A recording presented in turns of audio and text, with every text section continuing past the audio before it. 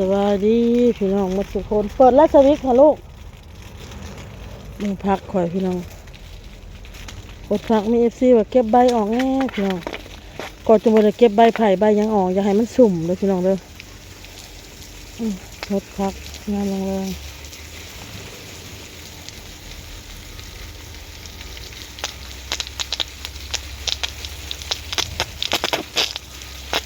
ข่อยนี่บ่ค่าคันบ่ค่าน้องบอลนั่นของเฮียนเมื่อพี่น้องอ้นเมื่อมหาไซแล้วมันอยู่น้ำพ่อน้ำแม่เมื่อเล่นคนละ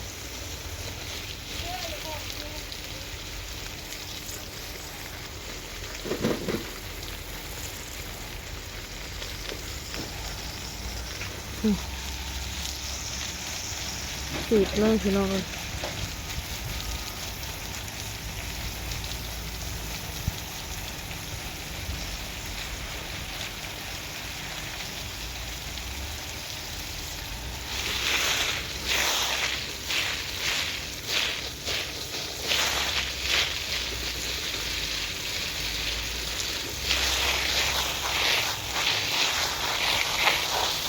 พักแถวเฮานี่ก็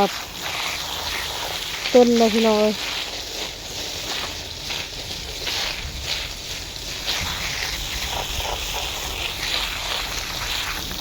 ถึงแล้วมันสิบคืนนะถึงลงสิตายเลยตายพี่น้องพักแถวนี่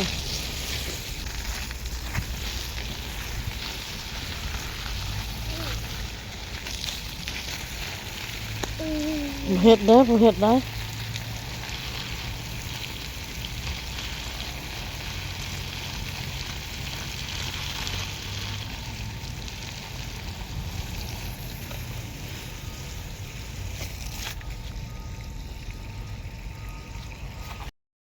ทางนี้ก็หดแล้วเรียบร้อยแล้วพี่น้องเลย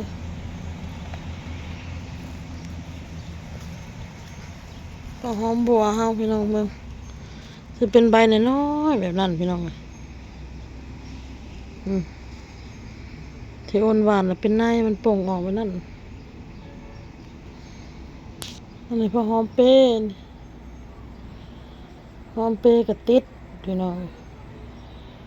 หดน้ำให้คู่มือ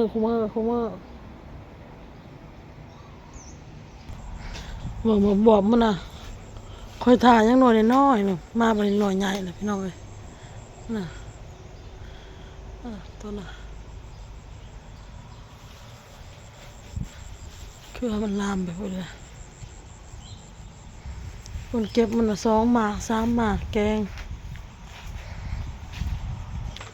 นี่ตัดอีนี่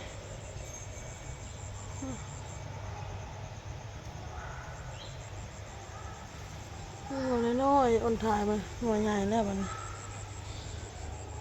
จะเป็นหมากเครือมันเยินมาทำให้เลยบ่เป็นก็มีแล้วพี่น้องกันนะตายหมากมันบ่เป็นจะมันเป็นอย่างหมากเป็นก็เป็นพี่น้องเลยหมากตายก็ตายนี่กล้วยหาหมากเป็นวีเลยพี่น้องออกวีแล้วหักแต่สิหูซึกว่ากล้วยวีนี่กกนี่สิหมากใหญ่แน่พี่น้องอันนี้หมากน้อยอันนี้ตัวนั้นสิหมากใหญ่พอเขาเบิ่งปีเขาก็หูพี่น้องเพราะว่าปีมันใหญ่พี่น้อง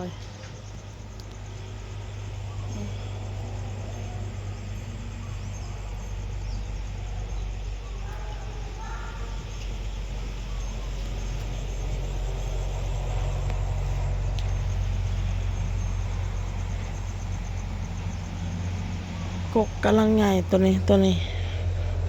ออกลูกอยู่พี่น้องนี่พี่น้องลกหญ้าขางเพื่อนเนี่ยพี่น้องเมื่อละนิดเมื่อละหน่อยไปพี่น้องพอมันเป็นดินทรายพี่น้องมันต้องใส่มือลกขณะเอาเสียมคุยออกเลยก็ได้พี่น้อง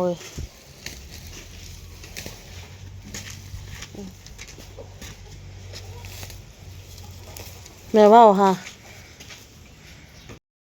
อันนี้อ้นก็อยากม่างออกพี่น้องเลย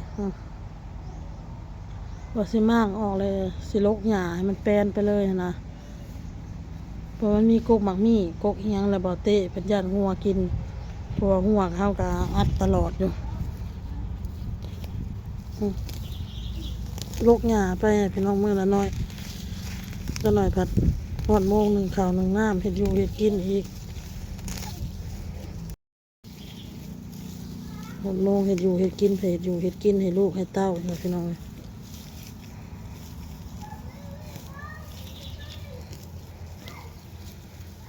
เท่าออโต้กับเท่าบอลก็อยู่นำกันอยู่หน้าบ้านพุ่นน่ะบนไส้มือนี่บ่แม่นหยังเด้อพี่น้องเด้อเพราะว่ามันเป็นขี้ดินทรายพี่น้องนี่เด้อขี้ดินทรายเห็นบ่โรคง่ายพี่น้อง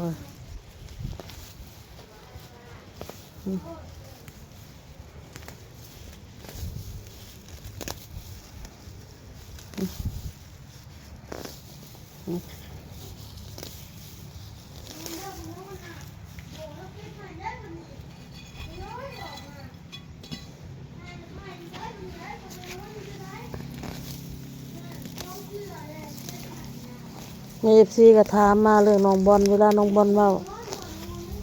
ข้อยขอถามแหน่เจ้าเข้าใจบ่น้องเพิ่นถาม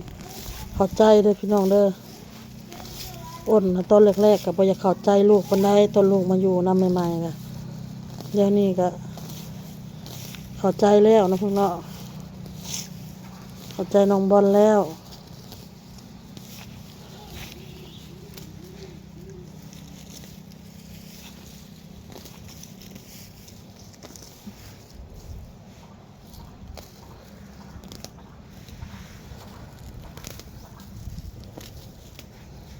มันก็บุญบ้านหลักสะหกบ้านป้ามอนพี่น้องบุญนั้นบุญกฐินบ่หรือบุญหยังอ้นก็บ่ฮู้เนาะเขามีลำบอกลำวงคักแน่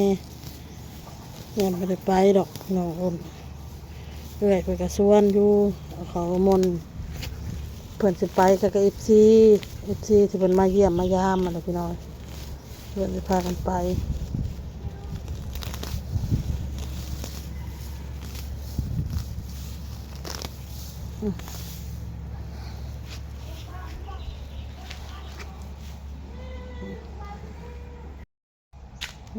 น้องลกไปเมื่อละน้อยเมื่อละน้อย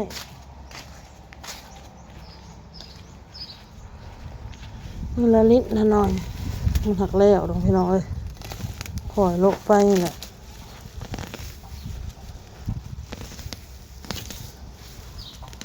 ตอนเช้าก็ลกพี่น้อยน้อยนึงตอนเช้ากัน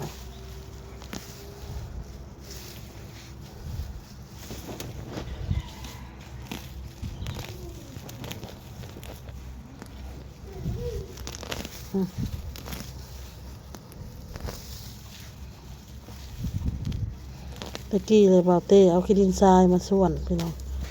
มาส่วนไว้อยู่นี่เกิดหญ้าเกิดน้ำก็เลยลกง่าย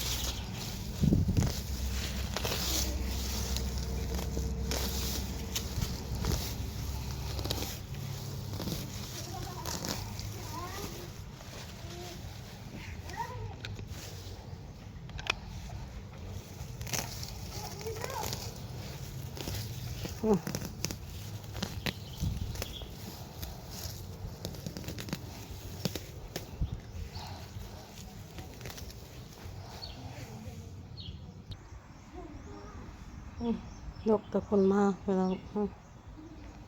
มาหอดนี่ตัวละลกไปหอดคนละเมื่อละนิดละหน่อยเบิ่งลูกออโต้เห็นยังน่ะโอ้เห็นยังออโต้เห็นยังบอลเห็นยังน่ะเอ้าเห็นยังน่ะเห็นยังลูก เอาออกแล้วว่ะเอาออกยังเลยยังลูก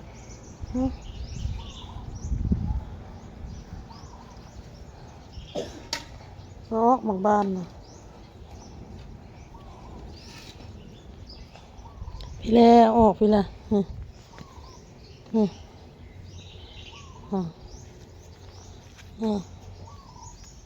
เป็นยังไงบ้างเนี่ย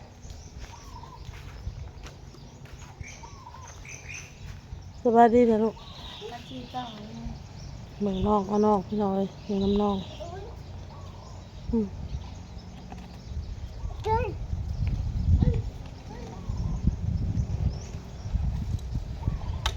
อุ้ยเด้อลูกเด้อ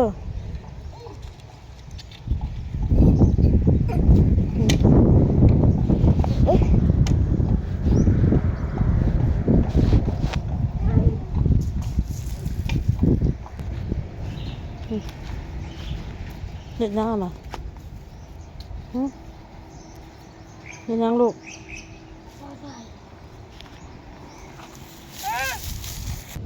สบายดีพี่น้อยนั่งพี่น้อยลูกหงาแล้วมานั่งเศร้าเมื่อยไม่ยากนะบอลไม่ยากนะนั่งเล่นน้ำลูกพี่น้องนั่งเล่นออโต้แล้วพี่น้องเด้อมาพี่ลูกบอลน้ำแรงๆพี่น้อง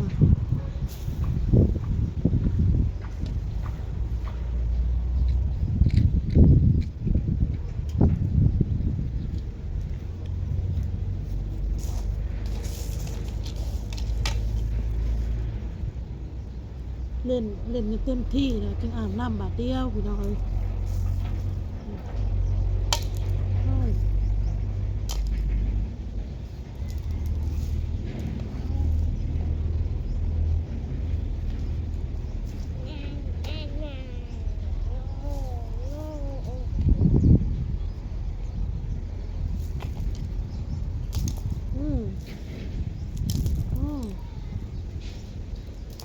ระวังถึงอ้ายเด้อ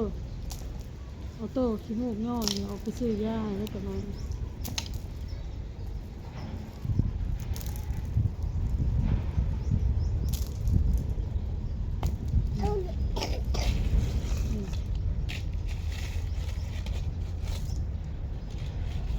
จะนัดเป็นหนึ่งเขา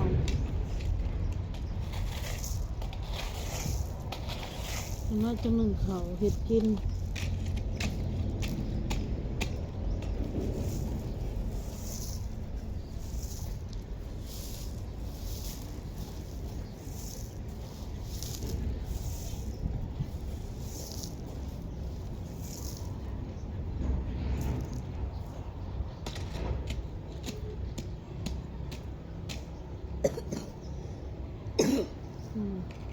เริ่มไอ้ละมอไอ้กันเลย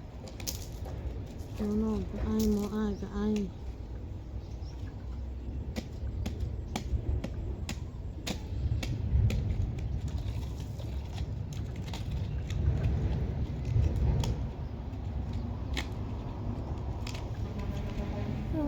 นั่งเล่นน้ำลูกหน้าบ้านพี่น้อย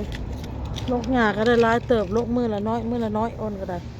เดี๋ยวแถวนั้นมันยังไปกินดินทรายเอามือลกมันฮอนลกมาฮอดพี่แล้วมันสิเป็นนั่นดินแข็งแล้วบัดนี้พี่น้องใส่เสียมแล้วบัดนี้ใส่เสียมเสียเอาบัดนี้เพราะมันเป็นดินทรายมันผงมันนั่นน่ะเสียยากพี่น้องโอเคพี่น้องเอ้ยคลิปนี้ก็ลาไปก่อนเด้อพี่น้องฮดพักฮดมีลกพักลกหญ้าพี่น้องหญ้าค่ะเฮือนนี่เล็กๆน้อยๆนั่งเล่นน้ำลูกพี่น้องสบายดีบายโตตู้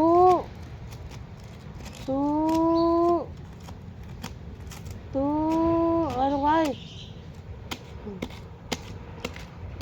เชิงเป็นคนมีความคิดเลย